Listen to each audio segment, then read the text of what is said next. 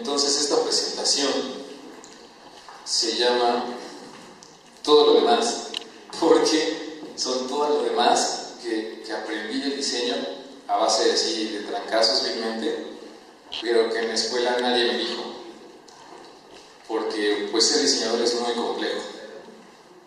Entonces, lo que voy a hacer primero es platicarles un poquito de mi carrera.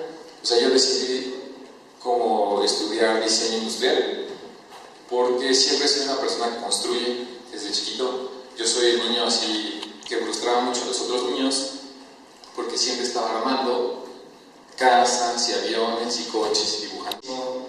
Mis amigos también. Entonces a mí me gusta mucho construir lo que sea, pensar y construir es decir lo mío. Entonces de repente yo me gustan mucho los aviones. Durante como 10 años pensé que iba a ser ingeniero en aeronáutica, y 3 meses antes de irme a Madrid decidí que no, porque me di cuenta que un ingeniero se dedica a desarrollar piezas, no a crearlas. Entonces yo iba a acabar siendo algo así como un ingeniero especializado en tratamiento térmico de la primera fila de álabes de una turbina específica en una aleación de titanio tungsteno. Y eso así, dije no, yo quiero conceptualizar cosas, quiero pensar. Entonces me metí así sin leer a diseño industrial y me gustó mucho, porque para mí pues, o sea, por eso puse los dedos, porque en realidad siento que eso es, ¿saben qué es el flow? Ahora se les he explicado. No, se dice que la creatividad llega como a su punto máximo. Es un psicólogo ruso, creo que se llama Mikhail Csikszentmihalyi, y él estudia mucho los procesos creativos y dice que las personas creativas se caracterizan por ser productivas en un estado que le llama flujo, y el flujo es así típico cuando estás haciendo lo que te gusta mucho pero que no quieres dejar de hacer y te vale gorro lo demás, como que te abstraes del mundo, como cuando ves un niño que está dibuje y no va al baño, y ves que está moviendo sencilla y no va al baño. Ese es como lo más cercano al estado de flujo. No sientes hambre, no sientes sueño porque te gusta lo que estás haciendo. Y para mí diseñar es así. Entonces si yo tengo un problema, todo el tiempo estoy así pensando, y lo sueño y lo hago, y lo boceto, y lo boceto, y lo boceto, y lo boceto, y lo boceto, y lo hago todo el tiempo. Si es que me gusta el problema y no me causa nada. Es un problema bien grave porque a veces no cobro por eso. Porque digo, hijo, este problema está bien padre. Bueno, lo hago. Y me gusta mucho. O sea, mi mayor gratificación de diseñar es eso. Por eso estudié diseño industrial. Entonces la parte más importante es que para mí como que mi conclusión de mi carrera es pensar y construir. O sea, es bien importante pensar. Creo que muchas veces a mí me llama mucho la atención muchos comentarios que he escuchado de ustedes que piensan que son diseñadores industriales que construyen a través de muchas cosas, de modelaciones digitales, de prototipos y todo eso. Pero la verdad sí creo que es bien importante que se den cuenta que lo padre está en pensar. Entonces, los dos puntos funcionan muy bien, pero no solamente construir. O sea, no somos técnicos en fibra de vidrio, modelación digital. Eso se aprende con mucho YouTube. Y literal, así, hay mucha gente que es súper buena haciendo esas cosas. Y no somos eso, la verdad. Entonces salí y voy a conseguir trabajo, en un lugar. Durante la carrera tuve como varios desvaríos, entre esos quise ser arquitecto, y luego quise ser restaurador, y luego quise volver a ser ingeniero, y luego dije, me quedan 2 semestres, entonces no me voy a cambiar de carrera, y entonces hice todos mis tópicos sobre ingeniería, y creo que fue muy bueno. Me metí a cálculo de elemento finito, y reprobé. Desde el primer examen me preguntaron cuál era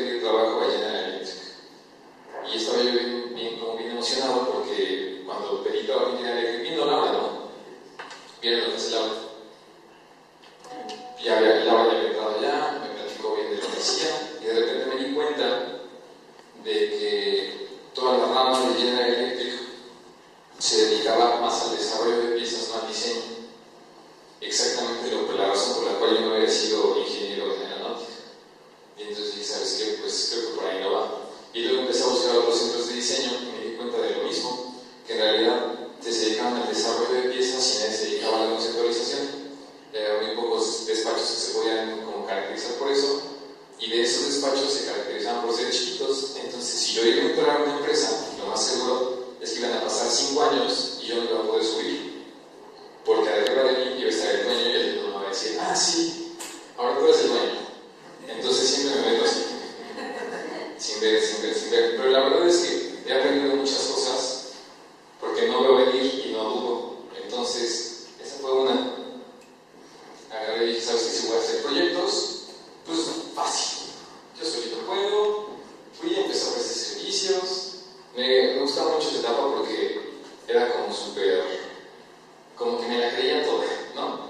Yo iba a romper el mundo y mi imagen corporativa lo mostraba así. Yo dije, no, tiene que ser literal como si fuera un superhéroe. La verdad, por eso es así.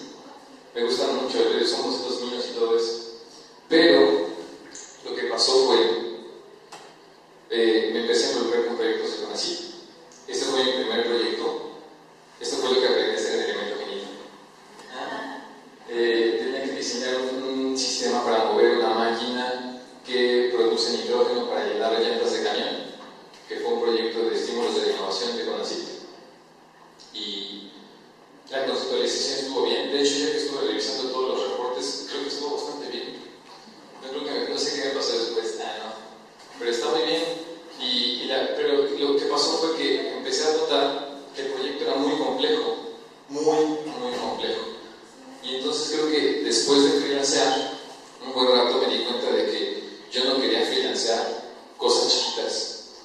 Entonces creo que como que la cosa más importante que aprendí en esa época fue que el diseño es una actividad tan compleja que no puede ejecutarse solito. Eso es bien importante, porque si quieres diseñar tú una cosa solito, vas a diseñar una cosa muy sencilla, y la riqueza del proceso de diseño está en interacción con otras personas. Entonces en realidad puedes diseñar si quieres un tornillo, pero cuando diseñas una cosa de estas, lo que me pasó fue que me maté haciendo esa cosa. Yo hice evaluaciones de Elemento Finito para poder checar incluso el grosor de la lámina termoformable que iba a cargar una caja de 60 kilos de dispositivo de nitrógeno. Los estaba diseñado así, de pe a pa, ¿no? Y lo que pasó fue que en el momento en el que tuve que empezar a construir un prototipo, siempre he sido muy malo haciendo prototipos. Muy malo. Y dije, no hay ningún problema. Y quedé mal con ese proyecto. Entregué un prototipo tarde por 2 meses y necesitaban ellos tenerlo justo a tiempo porque era una manera de justificar la inversión que CONACYT había hecho en el proyecto. Es como muy mal. Y entonces creo que eso fue como la parte más importante, fue esa, que en realidad sí entendí que no lo podía hacer solito. No lo podía hacer solito jamás. Y entonces dije, bueno, voy a estructurarlo mejor. Y entonces conseguí mi primer equipo. Esa sí fue la semana de que abrimos oficina. Y puse una página de internet, estructuré un proceso de incubación de empresas. Y según la poca experiencia que yo tenía, dije, bueno, Puebla es un lugar donde hay mucha industria y tiene muy poca competitividad porque no se desarrollan productos nuevos, vamos a hacer productos para la industria manufacturera. ¿No? Entonces empezamos aquí a ofrecer por donde sea. Aerocanacinta, Coparmex, Ferias Pyme, etcétera, etcétera. Porque además si había necesidad, o sea, si tú llegabas a una empresa y le decías, es que yo diseño el producto, y te decían, ¿en serio puedes hacer una botella nueva? Sí, te puedo hacer una botella nueva. Y dije, bueno, de aquí soy, la verdad. Y entonces, lo primero que nos encontramos fue que el diseño no se vende solito. En realidad, yo pasé ya de ser diseñador a ser vendedor de diseño. Eso es bien importante. Y eso implicaba otras cosas que no me habían enseñado nunca.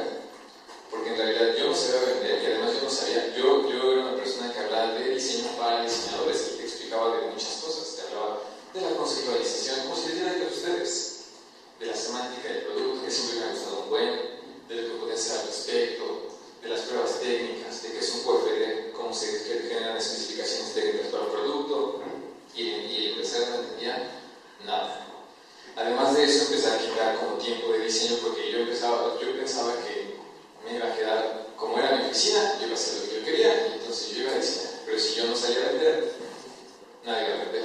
De hecho, una de las personas que estaba en el equipo, en teoría debía vender, y nunca jamás vendió un proyecto. Salió a los 3 meses. Y eso fue porque de verdad se tiene que vender. Y es una parte muy importante entender que el mundo donde estamos reconoce las cosas que generan valor a través de la venta, porque son nada más funcionales. Eso tiene que pertenecer a una estrategia porque pertenece a un contexto bien complejo. Pues en realidad, el hecho de que algunos de nuestros proyectos los haya truncado la opinión de la esposa del dueño de la empresa, lo único que demuestra es que la empresa no tiene estructura, de que la empresa no respeta incluso lo que el consultor dice. Porque en teoría, si nos emplean es porque somos personas expertas. Nosotros tampoco lo supimos de vender en ese momento, pero nos dimos cuenta que en realidad no era tanto nuestro problema. ¿Va? Entonces dijimos, bueno, desde ese momento se define la estrategia, ¿no? Y entonces así, yo en el momento en el que salí de incubación, llegué y pedí un préstamo de Secretaría de Economía, el cual todavía estoy pagando, de 184.534 pesos, de los cuales debo como 101, porque ya pagué intereses. Entonces de repente dije, no, hasta la madre, neta, hasta la madre, de que me paren los proyectos, porque no hay un requerimiento y cuando llega el producto resulta que el requerimiento sí existe, y el requerimiento es estética. Cuando de repente llega el dueño de la fábrica y te dice, es que está bien padre, pero mira, encontramos en Sam's esta botella. Puede ser como esa, después de haber hecho todo el proceso, de haber justificado y teniendo juntas con todos, de haber hablado con clientes y con proveedores, de haber estudiado las líneas de producción y todo. En ese momento llegaron y dijeron, no me gusta. Uno tras otro, entonces dije, ya, hasta la madre de esto, ya no quiero hacer esto, voy a definir yo un proyecto desde arriba solito. Porque además, como ustedes sabrán, yo soy la persona menos tolerante de la vida. Y entonces, a la segunda junta donde me decían eso, no les decía de manera amable, oye, ¿sabes qué? Es que no está bien, sino me enojaba y botaba todo. Entonces, ya sabes, de repente no te pagan, obviamente, y otras cosas. Y dije, bueno, teníamos dentro de la empresa, dentro del despachín, un proyecto en el cual queríamos hacer un objeto para promocionarnos y habíamos sacado el concepto que ahorita es hashtag, que tiene que ver con ligar como los conceptos para aumentar el significado de objetos realmente commodities. ¿Saben qué es un commodity, no? Objetos que ya están como tan que pierden valor. O sea, que en realidad solo valen por su función tecnológica, se podría decir. Como los lápices son los commodities, las plumas de son commodities, los Kleenex creo que sí tienen valor de marca, no son tanto, pero ese tipo de cosas se llaman commodities. Dijimos, bueno, una taza es un commodity, ¿cómo podemos agregarle valor? Dijimos, ¿dónde están tasas? Los bocetos los vamos a implementar cuando nos sobre un poquito de lana para poder dejarlas en la Coparmex. Y que en realidad la gente se acuerde de que nosotros podemos transformar objetos. Y llegó el momento en el que la lana empezó a bajar, y me quedaban 70,000 pesos y dije, no, vamos a hacer algo que de verdad nosotros podamos manejar de arriba abajo antes de que perdamos todo. Y en ese momento sacamos las tasas. Entonces, cuando nos enfrentamos a las tasas, lo primero que entendimos fue que no como diseñadores podíamos hacer todo, que el diseño sí requiere de otras disciplinas, porque es bien fácil decir, es que el ingeniero no me entiende, es que el marketing también, a lo que nosotros ya habíamos hecho en las empresas, porque en ese momento nosotros no decíamos que estaba mal la estrategia de diseño, sino estos cuatro son tontos y no entienden lo que nosotros podemos hacer por ellos, ¿no? Y lo pueden determinar al final como el gusto. Y en realidad, pues es que sí, cuando empezamos a trabajar con las tasas, nos dimos cuenta de que sí necesitamos de otras personas, siempre, todo el tiempo. Entonces de repente empezamos a ver que teníamos que lidiar con cosas de producción. O sea, en realidad yo nunca había tenido que lidiar con un porcentaje de defectos, ¿no? O con un esquema de financiamiento para vender. Así como que sabes que yo te vendo tus tasas, pero me estás diciendo tú que las vas a vender dentro de un mes, porque regularmente las piden a consignación.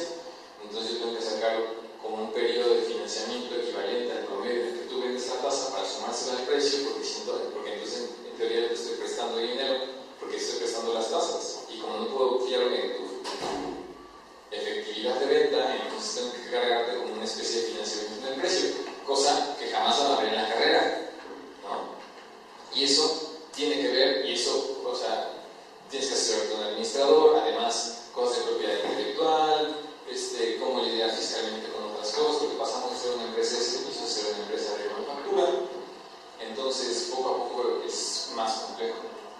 entonces, pues empezamos a estructurarnos mejor y estas son las cosas del día de hoy.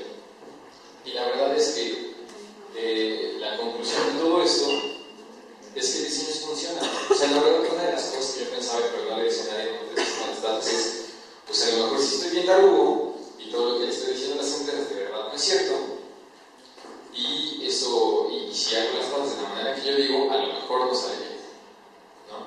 ¿Y qué creen si sale bien? Estoy muy feliz, porque la verdad es que todas las cosas que yo le decía a las empresas que hicieran, dije, pues vamos a implementarlas de arriba abajo, ¿no? Y sí funciona. Sí funciona. Desgraciadamente no empezamos con todo el dinero que nos hubiera gustado empezar, porque de todas formas todas las empresas necesitan como de inversión, pero sí funciona. O sea, vieron el empaque, ¿no? ¿Sí conocen el empaque? Había lugares en los que las tazas se habían quedado sin moverse durante 3-4 meses. En el momento en que incorporamos el empaque, se empezaban a mover, así la gente se empezó a quedar sin stock, como las galerías de diseño de IDF, y a pedirnos más. Cosas que tú sabes que funcionan, pero que cuando tú sales de la escuela, de repente vas a decir a alguien, ¿sabes que te quiero hacer un proyecto? Alguien que no sea tu tío y así. Te voy a hacer un proyecto de empaque, y te van a decir, ¿cómo estás seguro de que sí va a funcionar? Y tú saliendo de la escuela vas a decir, pues es que me dijeron, ¿no? Me dijeron que sí funciona. Es que si yo llego y mejoro tu producto, yo digo que sí va a salir bien, pero en realidad no sabes nada. Pero sí es cierto, sí funciona. Sí funciona. O sea, y como ustedes saben, Hashtag House no es una empresa que no es una empresa de diseñador, no es como Ariel Rojo y así. Porque además, mira, tienes que ver dónde estás. Definitivamente yo no soy la persona más social del mundo.